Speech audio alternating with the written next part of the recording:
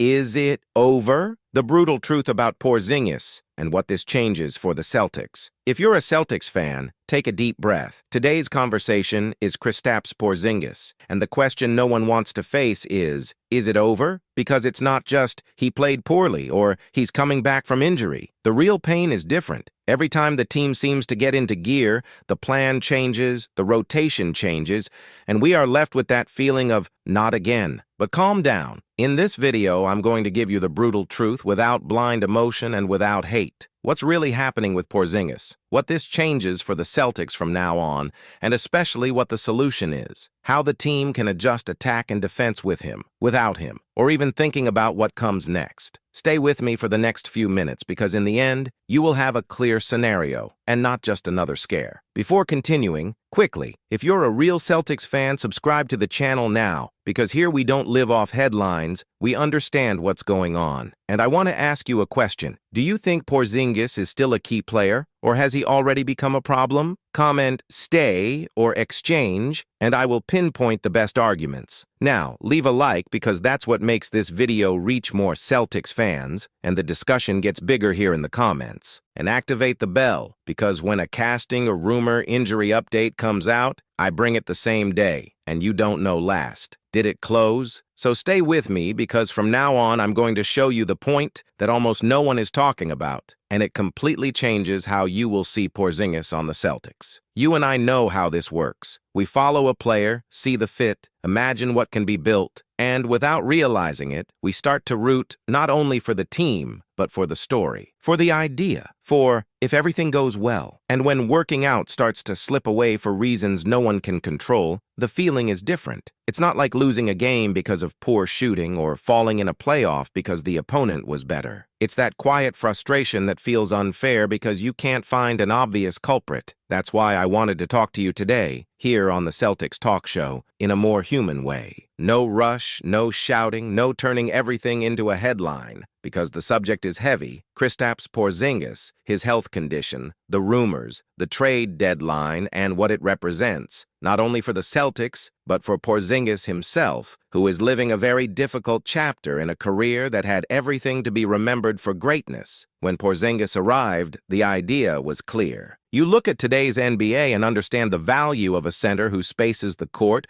who punishes marking, who changes the defense with size and range, who creates problems without needing to dominate the ball all the time. The Celtics, with Tatum and Brown, needed someone who would raise their ceiling without messing up their identity. And Porzingis seemed like the perfect piece. Tall, technical, elite shot for the position, defensive impact, and that something extra that makes a championship team more than just the sum of talent. The thing is, sometimes basketball is the least of your problems. We talk about injuries with a certain naturalness because it has become part of the game. A sprain here, a strain there, recovery, return, controlled minutes. The fans' routine already includes this vocabulary. But what involves Porzingis is not just that. It's not, one day it will get better. It's not, do the surgery and come back. It is a chronic condition, which affects the body in a way that is beyond the control of willpower. And this is the point that changes everything. When the obstacle is the organism itself, the narrative becomes cruel. You probably remember what an emotional roller coaster his last season in Boston was. It wasn't just, he's out today. It was the feeling that his absence had a special weight, because it changed the way the team played. The Celtics needed to reorganize rotations, redefine roles, adapt attack and defense. And at the same time, the fan was stuck in that uncomfortable place, wanting to criticize because the team needs availability,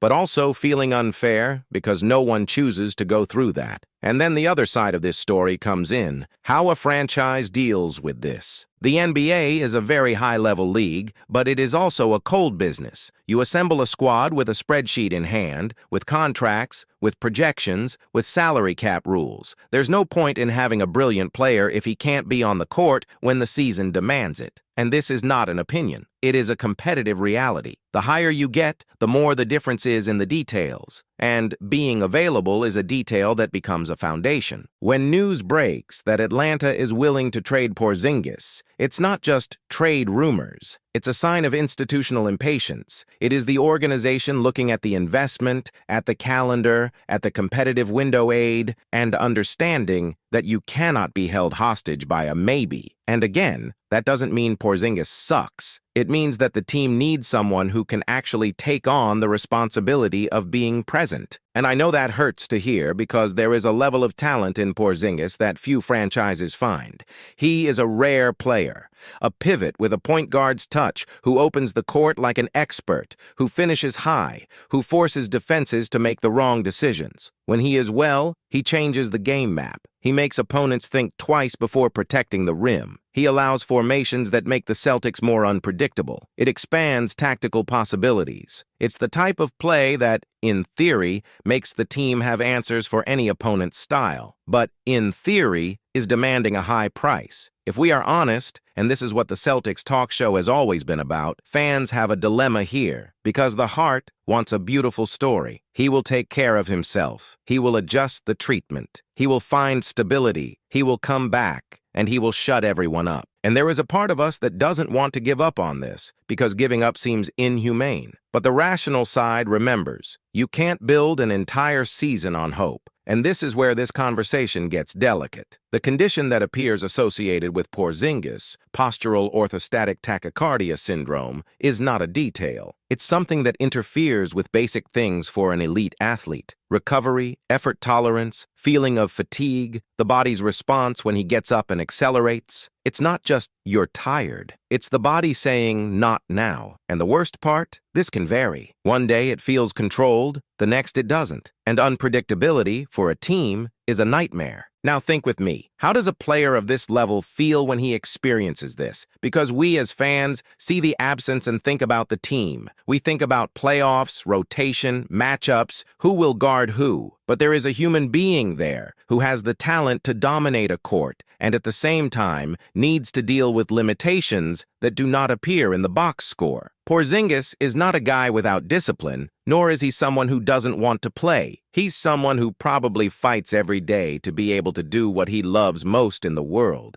And yet, he runs into a problem that he can't solve with extra training. This is a sporting tragedy of a different kind. It's not a drop in income. It's not the end of the cycle. It's the feeling that your body is pulling on the handbrake in the middle of a high-speed run. And why does this matter to the Celtics now? Because even if he is no longer in Boston in this scenario, his story reveals a point that fans need to look at. The pivot position on any championship squad cannot be a roulette wheel. You need stability. You need 2 or 3 options that make sense, that hold minutes, that allow for adjustments. And when you lose this stability, the team starts to live improvised. Neemias Queta has been an interesting chapter in all of this. He delivers energy, physical presence, will, and that's worth a lot.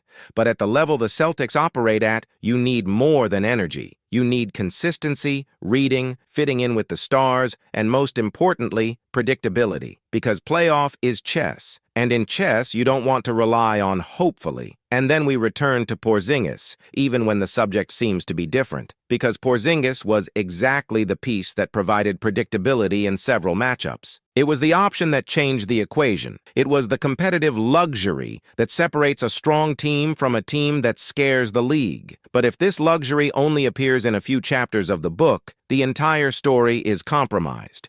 And I want to be very careful here because the type of content that goes viral on the internet tends to simplify everything. It becomes, it's over. It becomes, flop. It becomes, it's no good. It becomes, you have to change. But real life doesn't fit into that cut, and the Celtics Talk Show doesn't need that shortcut. We can talk in depth because that's what makes the community grow, looking at the game and people with more respect. So let's put our cards on the table. If Atlanta is really trying to move Porzingis' contract, the market's reading will be twofold. Some teams will look at it and think, expiring contract, flexibility, opportunity to clear payroll and make room. Others will look and think, what if it improves? What if we can manage it better? What if the risk is worth the ceiling? Because that's the kind of bet the NBA loves. The bet on rare talent. The bet on what if. The bet that if it works, becomes a good headline and changes a season. However, history teaches that a chronic condition does not respect the desire of fans, nor the ambition of a franchise. She doesn't care about the deadline, the playoffs, the media campaign. It has its own rhythm, and when the condition dictates the pace, the team is held hostage. This leads me to a question that I want to ask you, looking you in the eye, as we do here. What do you prefer as a fan?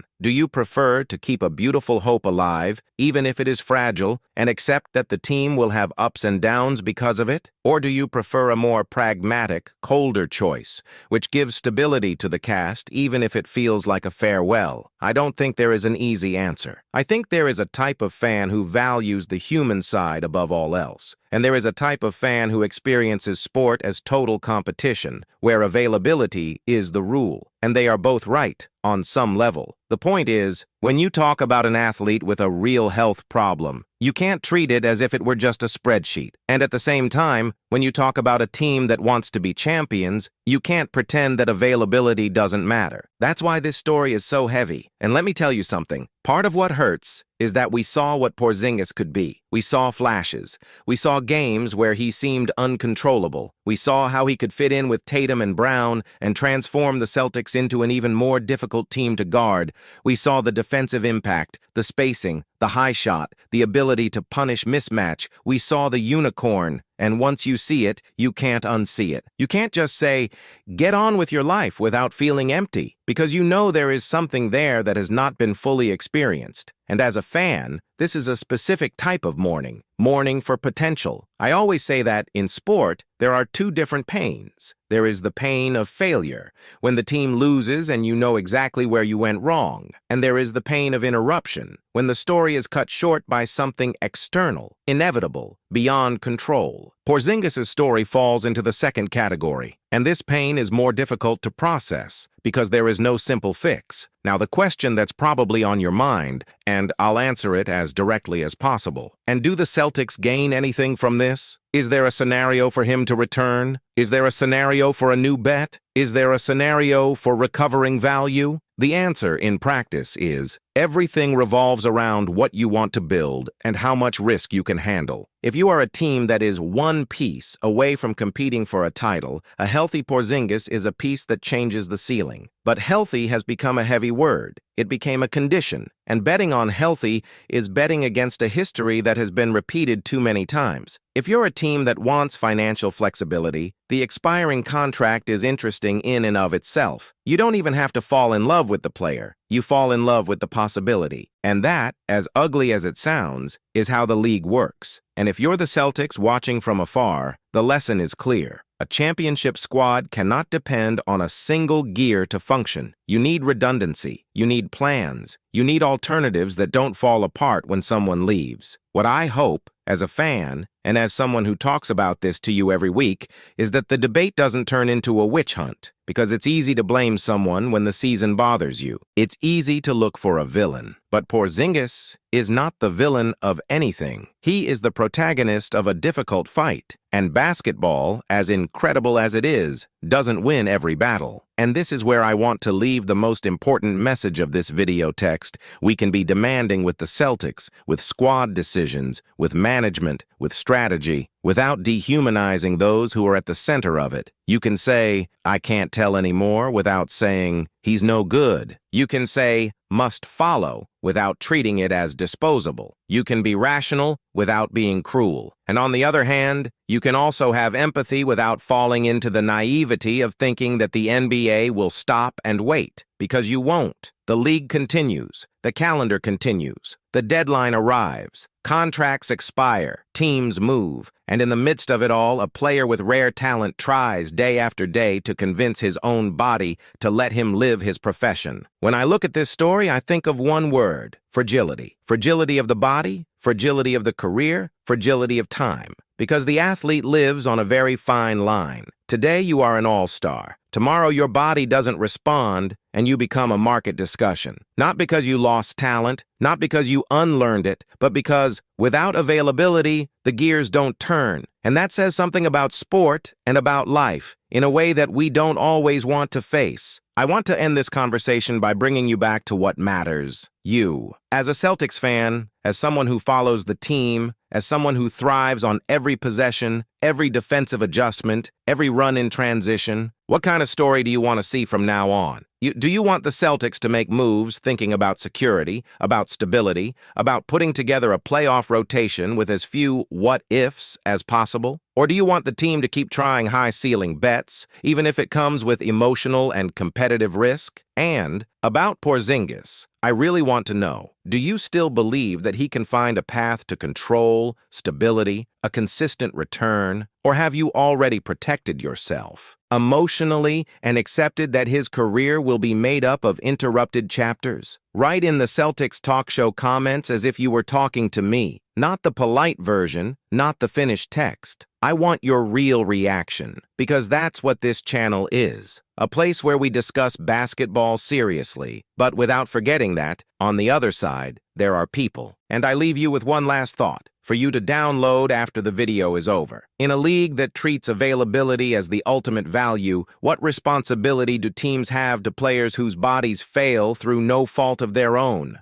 How far does the duty to care, to try, to insist go? And where does the need to move forward begin, even when moving forward feels like abandonment? Porzingis' story isn't over yet. Maybe the ending isn't what anyone wanted. Maybe there is still a chapter of overcoming that we haven't seen. Maybe there is an adjustment, a treatment, a routine that allows for more consistency. I want to believe so, because the world of sport is better when talent and health can go hand in hand. But in the meantime, reality continues to knock on the door. The deadline approaches, teams move, and the question comes back, insistently, to the fans. Are you ready for whatever comes? And this is where the story really gets tough. Because when we talk about Porzingis, we're not just talking about a center with a rare shot and defensive impact. We're talking about a gigantic talent trapped in a battle that doesn't appear in the box score. And at the same time, we're talking about the Celtics trying to survive in a league that doesn't forgive absence, that doesn't wait for anyone, and that turns what if into next. The trade deadline is approaching, conversations are happening, and the truth is one. The Celtics will be forced to choose between hope and security, between ceiling and stability, between emotion and reality, and you as a fan too. So I want to close with a question that you can't ignore. If basketball requires availability above all else, what do we do when talent appears, but the body won't let us? Because this is not just about exchange. This is about identity. It's about the future. It's about how a champion team deals with pain, risk, and decisions that no one wants to make. Now, if you want to understand what this really changes for the Celtics with a complete analysis, rotation fits, real alternatives, market scenarios, and what makes sense within the team's plan, I have prepared something for you. Go to the pinned comment and click on the Celtics Analysis playlist. Watch the next video in that sequence because there, I delve deeper into what most people only comment on above. If you've made it this far, you don't want a headline. You want clarity. Click on the Celtics Analyses playlist in the pinned comment and stay with me now, because this story isn't over yet, and what comes next could change everything.